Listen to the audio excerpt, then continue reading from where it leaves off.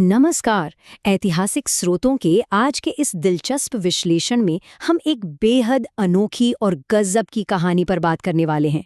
जरा सोचिए, एक तरफ है हमारी रोजमर्रा की जिंदगी का सबसे आम और हमारा फेवरेट स्ट्रीट फूड, और दूसरी तरफ सत्ता, खून खराबे और सदियों तक चले खौफनाक संघर्ष का इतिहास। सुनने में ये थोड़ा अजीब सा विरोधाभास लगता है ना, कि आखिर एक साधारण से स्नैक का एक खूनी साम्राज्य से क्या लेना देना हो सकता है। लेकिन सच मानिए, इतिहास के पन्ने अक्सर उन चीजों को आपस में जोड़ देते हैं जिनकी हम कभी कल्पना भी नहीं कर सकते। तो चलिए सीधे मुद्दे पर आते हैं। जब भी हम समोसे के बारे में सोचते हैं तो हमें क्या लगता है? यही ना, कि ये तो पूरी तरह से हमारा अपना एकदम विशुद्ध लोकल व्यंजन है। लेकिन क्या सच में ऐसा है? अगर इतिहास के तारों को जोड़ा जाए तो पता चलता है कि हमारी इस आम धारणा में एक बहुत बड़ा झोल है। आपको जानकर शायद हैरानी होगी कि असल में जो ओरिजिनल समोसा था वो किसी हलवाई की दुकान पर नहीं, बल्कि पारसी व्यापारियों और सैनिकों द्वारा एक मिलिट्री राशन के रूप में ईजाद किया गया था।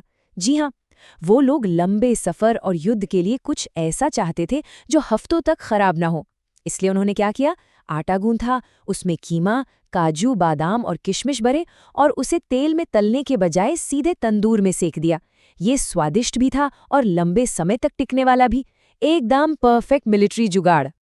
और देखिए, बात सिर्फ समोसे तक सीमित नहीं है। हमारी आपकी पसंदीदा जलेबी असल में जलाबिया मुशब्बक के रूप में फारस से आई थी, जिसे शहद में डुबोया जाता था। नान, जो कि एक फारसी व्यंजन है, मुगलों के साथ यहाँ पहुंचा और शुरुआत में इसे तंदूर में नहीं बल्कि तवे पर पकाया जाता था। इसी तरह बिरिंज, यानी आज की हमारी फेवरेट बिरयानी, फारसी रसोइयों और हमारे लोकल भारतीय मसालों का एक बेहतरीन संगम है। लेकिन अब एक बड़ा सवाल ये उठता है कि ये सारे विदेशी स्वाद आखिर यहाँ पहुँचे कैसे?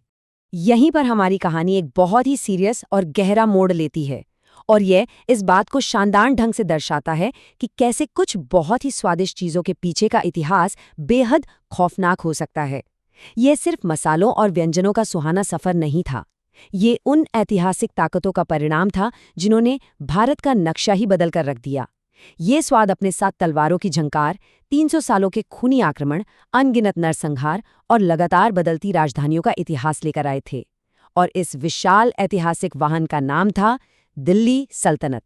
जरा इस टाइमलाइन पर नजर डालिए।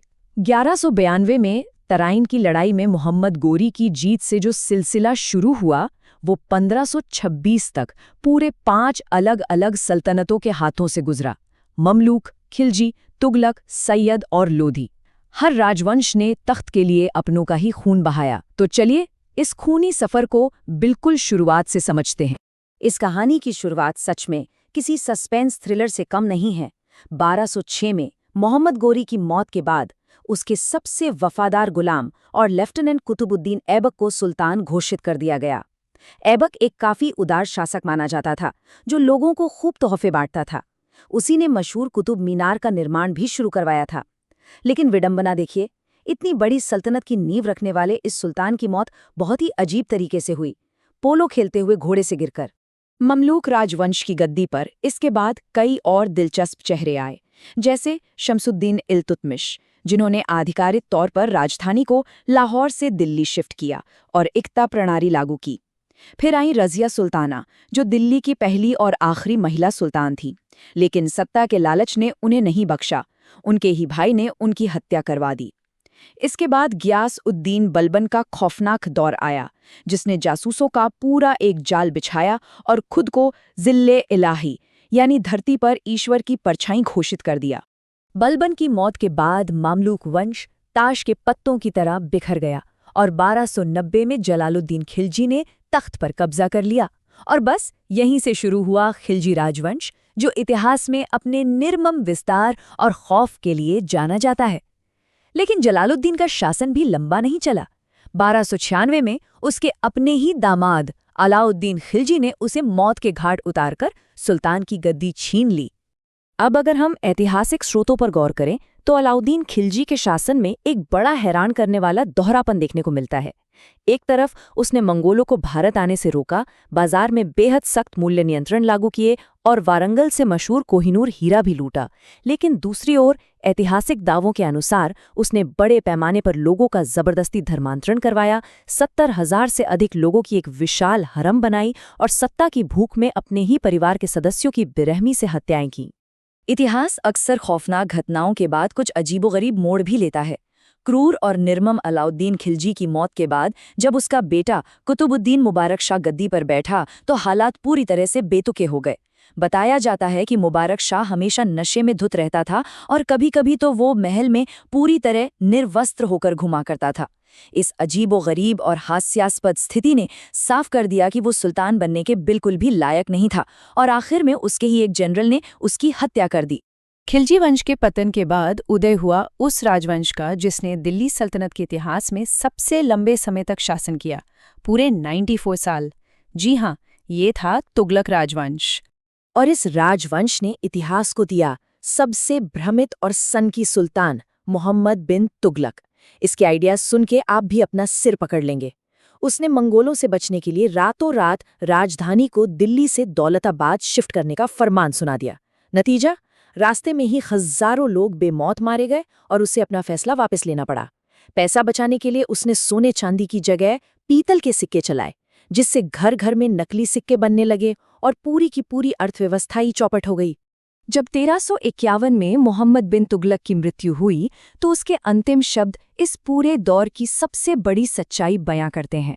उसने कहा था, सुल्तान को अवाम से आज़ादी और अवाम को सुल्तान से। ये सच में एक शासक और उसकी प्रजा के बीच की उस गहरी खाई को दर्शाता है जो बिना सोचे समझे लिए गए फैसलों की वजह से बन गई थी।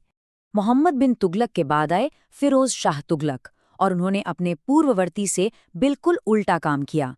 उन्होंने एक तरह का कल्याणकारी राज्य यानी वेलफेयर स्टेट स्थापित किया। मुफ्त इलाज के लिए अस्पताल बनवाए, रोजगार के अवसर पैदा किए, गरीब लड़कियों की शादी के लिए अलग विभाग बनाए और यहाँ तक कि बुजुर्गों के लिए पेंशन प्रणाली भी शुरू की। लगातार हो रही उथल-पुथल के बीच ये जनता के लिए एक बेहद जरूरी राहत का दौर था। लेकिन अफसोस, ये शांति ज्यादा दिन नहीं टिक सकी। तुगलक वंश के अंतिम दिनों में 1398 में मंगोल शासक तैमूर ने दिल्ली पर एक खौफनाक हमला किया। ऐतिहासिक आंकड़े बताते हैं कि सिर्फ 5 दिनों के भीतर दिल्ली की सड़कों पर 2 लाख लोगों का कत्लेआम कर दिया गया। दिल्ली पूरी तरह से खंडहर में तब्दील हो गई और इस एक झटके से उभरने में शहर को लगभग 100 साल लग गए। तैमूर के इस खौफनाक हमले ने सल्तनत की सच में कमर तोड़ दी। गद्दी सैयद राजवंश के हाथों में आई, जो बेहद कमजोर था। उसके बाद 1451 में लोदी राजवंश की शुरुआत हुई, जो दिल्ली पर राज करने वाले पहले अफगान थे। लेकिन इस वंश का अंतिम सुल्तान इब्राहिम लोदी अपने ही मंत्रियों पर इतना शक करता था कि उसी के लोगों ने तंग आकर बाबर को भारत बुला लिया और फिर 1526 में पानीपत की लड़ाई के साथ ही 300 साल पुरानी दिल्ली सल्तनत का हमेशा के लिए अंत हो गया और मुगल साम्राज्य की नींव पड़ी। अब ये सब जानने के बाद ये सवाल उठना लाजमी है कि आखिर इस एक शहर में ऐसा क्या खास था जिसके लिए पूरे 300 सालों तक इतना खून बहाया गया। और ये बात हमें समझाती है कि दिल्ली की असली अहमियत क्या थी। दरअसल दिल्ली उस समय सबसे बड़ा कमर्शियल हब था, जहां देश विदेश के व्यापारी आते थे। सारे सिक्के यहीं ढाले जाते थे। मतलब जो दिल्ली के तख्त पर बैठता वो आसानी से पूरे उत्तर और मध्य भारत को कंट्रोल कर सकता था। दिल्ली सिर्फ एक शहर नहीं बल्कि संपूर्ण सत्ता की चाबी थी। और यहीं पर हमारी कहानी अपना एक पूरा चक्र लगाती है। 300 सालों के इन विदेशी आक्रमणों, तख्त की लड़ाइयों और खून खराबे ने भारत को सिर्फ युद्ध और दर्द ही नहीं दिया, अनजाने में ही सही उन्होंने उन संस्कृतियों, मसालों और परंपराओं को भी एक साथ मिला दिया जो इन हमलावरों के साथ यहाँ आए थे। और जैसा कि ये खूबसूरत पंक्ति कहती है, यही है हिंदुस्तान की खूबसूरती, जहाँ हर पराई डिश भी अपनी बन जाती है और हर स्वाद में हिंदुस्तान की रूह बस जाती है। तो अगली बार जब आप चाय के साथ समोसा खाएं या जलेबी की मिठास का आनंद लें, तो बस एक पल रुककर उस लंबे, खूनी और बेहद जटिल सफ़र के बारे में ज़रूर सोचिएगा जो इन व्यंजनों ने हमारी प्लेट तक पहुंचने के लिए तय किया है। ये सिर्फ खाने की चीज़ें नहीं हैं, ये इतिहास के जीते जागते पन्ने हैं। विचार करने वाली बात तो ये है कि प्राचीन इतिहास की और कितनी ऐसी खामोश कहानियां हैं जो आज भी हमारे रोज़मर्रा के जीवन को चुपचाप आकार दे रही हैं। ऐतिहासिक स्रोतों के आज के इस विश्लेषण में बस इतना ही। सीखते रहिए और अपने आसपास की चीजों को एक नए नजरिए से देखते रहिए।